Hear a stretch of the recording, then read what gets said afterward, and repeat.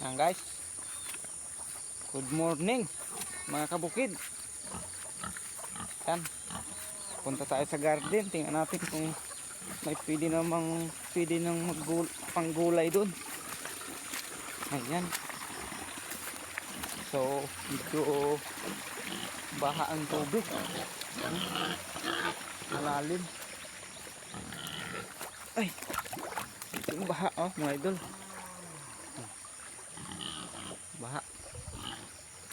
So ayan, tara.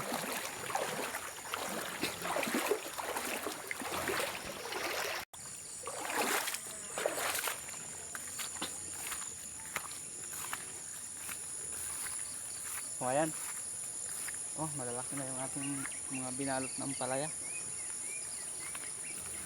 So wow,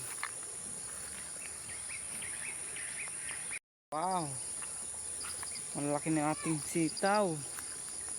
Meron na tayong panggulay.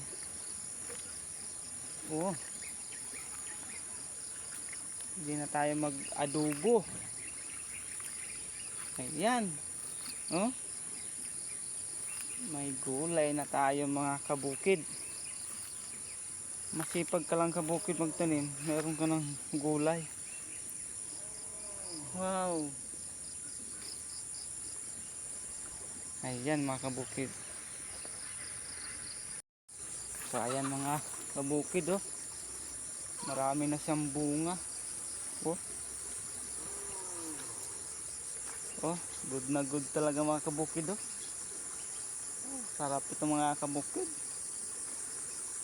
Sarap ito adubuhin.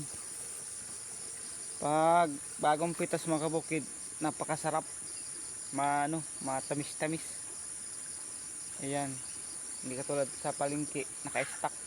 Ito masarap bagong pitas, masarap kainin. Ang dami na mga kabukid, dami ng bunga mga kabukid. Ay, nakakatawa lang kabukid pag ganito yung mga halaman. Halos nagabunga na sila mga kabukid. Sunod na linggo mayroon akong pambinta. Yan, 100 ang bandil. So 100 bandil siguro ngayon ng bandil ng sitaw.